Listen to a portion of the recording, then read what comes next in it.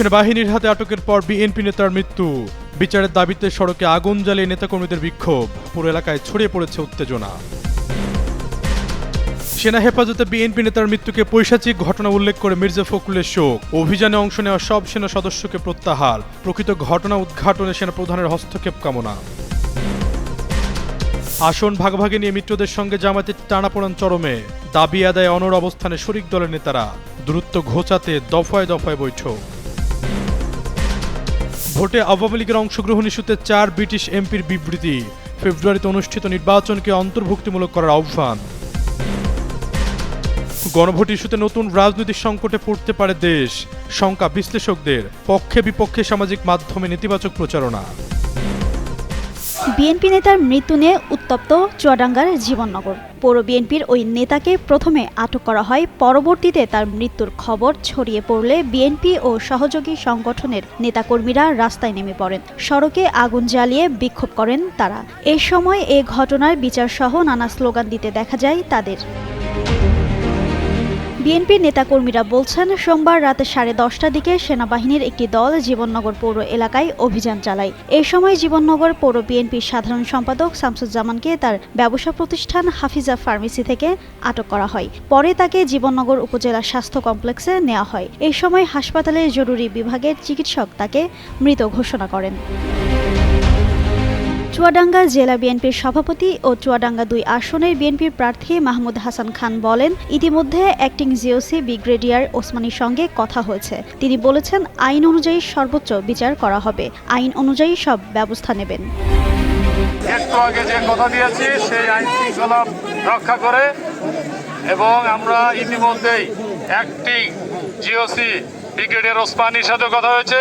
উনি বলেছেন যে আইন অনুযায়ী সর্বোচ্চ বিচার করা হবে। জেলার পুলিশ সুপার মোহাম্মদ মনিরুল ইসলাম বলেছেন, অভিযান চলাকালে জিজ্ঞাসাবাদের সময় শামসুজ্জামান শারীরিকভাবে অসুস্থ হয়ে পড়েন। এরপর হাসপাতালে নেওয়া হলে তিনি মারা যান। আইনি প্রক্রিয়ার মাধ্যমে মামলা দেওয়ার বিষয় থাকলে মামলা হবে, সবকিছুই হবে। আপনারা শুধু একটু ধৈর্য ধারণ করুন। আমরা আমাদের বাহিনীর পক্ষ থেকে এবং সরকারের পক্ষ থেকে সর্বোচ্চ যে ব্যবস্থা আছে সেই ব্যবস্থাটা আমরা নিব। তবে জেলা প্রশাসক বলছেন, বিএনপি নেতা শামসুজ্জামান ডাবলু হার্ট অ্যাটাকে মারা গেছেন বলে সেনাবাহিনীর পক্ষ থেকে জানানো হয়েছে। শামসুজ্জামান ডাবলু উনি গত রাতে যে অনাকাঙ্ক্ষিতভাবে মৃত্যুবরণ করেছেন, ইন্না লিল্লাহি ওয়া ইন্না ইলাইহি রাজিউন। আমরা দোয়া করি আল্লাহ যেন ওনাকে বেহেশত নসিব করে। আর ওনার মৃত্যুটা যদি হত্যাকাণ্ড হয় তাহলে ওনার কঠোর এবং কঠিন বিচার হবে। তদন্তের মাধ্যমে যদি জানা যায় যে এটা হত্যাকাণ্ড হয়েছে, কেউ রেহাই পাবে না।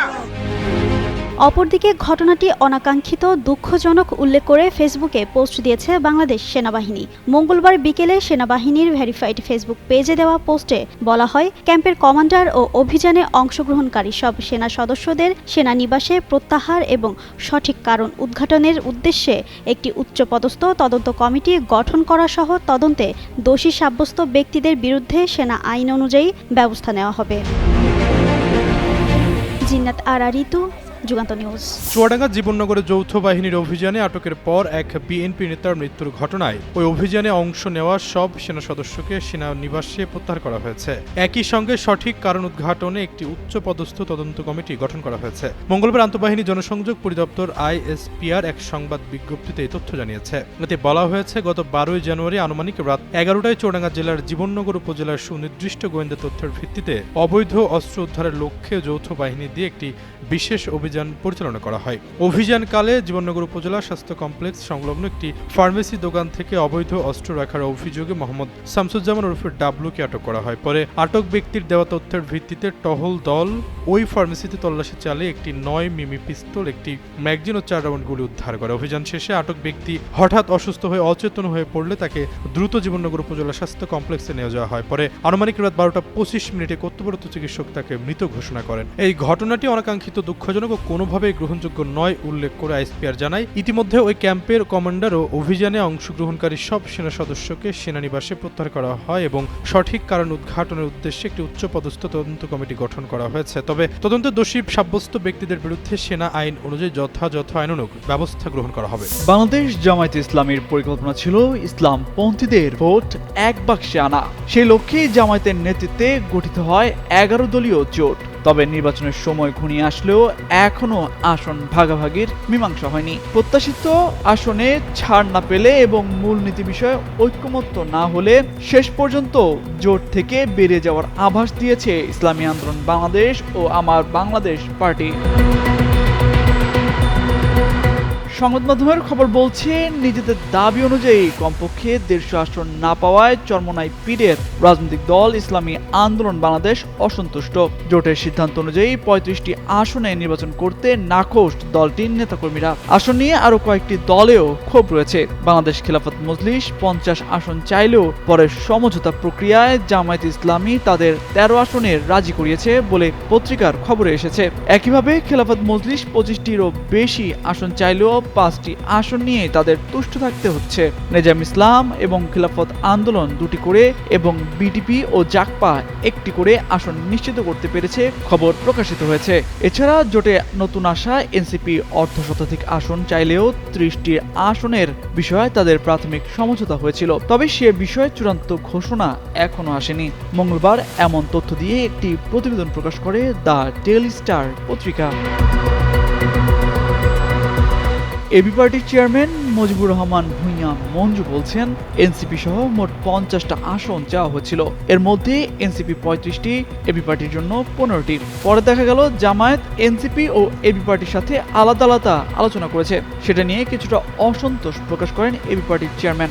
সমঝোতা না হলে তারা জোটে নাও থাকতে পারেন, জানান এই নেতা। আর ইসলামী আন্দোলন বাংলাদেশের সাংগঠনিক সম্পাদক শাহ ইফতেখার তারিক বলছেন, এখানে কিছু জটিলতা আছে, সেই জটিলতাগুলো সমাধানের চেষ্টা চলছে। যদি সমাধান হয় তো ভালো, সমাধান না হলে বিকল্প ব্যবস্থা তাদের নেওয়া আছে। যদিও জামায়াতে ইসলামীর সহকারী সেক্রেটারি জেনারেল হামিদুর রহমান আজাদ অবশ্য আশাবাদী, 2-1 দিনের মধ্যে সমাধান হয়ে যাবে বলেও আশা প্রকাশ করেছেন তিনি। তামজিদ মির্জা, যুগান্তর নিউজ। আসন্ন জাতীয় সংসদ নির্বাচনে অংশ নিতে পারছে না কার্যক্রম স্থগিত দল আওয়ামী লীগ। জুলাই অভ্যুত্থান পরবর্তী 1.5 বছর ধরে বিভিন্ন মামলায় অভিযুক্ত হয়ে ভারতেই অবস্থান করছেন দলের বেশ কিছু শীর্ষ নেতা।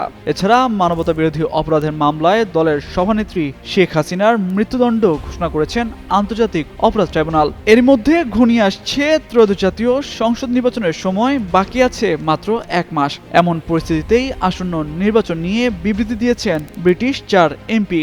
বিবৃতিতে বাংলাদেশের আগামী সংসদ নির্বাচনকে অন্তর্ভুক্তিমূলক করার আহ্বান জানিয়েছেন ব্রিটিশ এই এমপিরা। হাউস অব কমন্সের এই 4 এমপি হলেন Bob Blackman, Jim Shannon, Jas Athwal এবং ক্রিস লব। তারা বলছেন, সব দলের অংশগ্রহণ না থাকলে কোনো নির্বাচনকে গণতান্ত্রিক বলা যায় না। ফেব্রুয়ারি নির্বাচনের অপেক্ষায় থাকা বাংলাদেশ গুরুত্বপূর্ণ সন্ধিক্ষণে দাঁড়িয়ে আছে। এই নির্বাচন একটি ন্যায়সঙ্গত, স্থিতিশীল ও সমৃদ্ধ বাংলাদেশ গঠনে ভূমিকা রাখবে।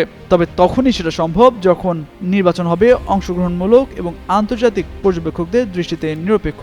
বিবৃতিতে উদ্বেগ প্রকাশ করে ব্রিটিশ এই 4 এমপি বলেন, ব্যাপক জনসমর্থন থাকা রাজনৈতিক দলগুলোর ওপর বর্তমানে নিষেধাজ্ঞা রয়েছে। এক্ষেত্রে জাতিসংঘের পাশাপাশি যুক্তরাজ্য ও বাংলাদেশের দীর্ঘদিনের মিত্রদের পরামর্শ উপেক্ষা করা হয়েছে বলেও ওই বিবৃতিতে উল্লেখ করা হয়। জুলাই অভ্যুত্থানের মধ্য দিয়ে বাংলাদেশে একটি বড় ধরনের গণতান্ত্রিক রূপান্তরের প্রত্যাশা তৈরি হয়েছে।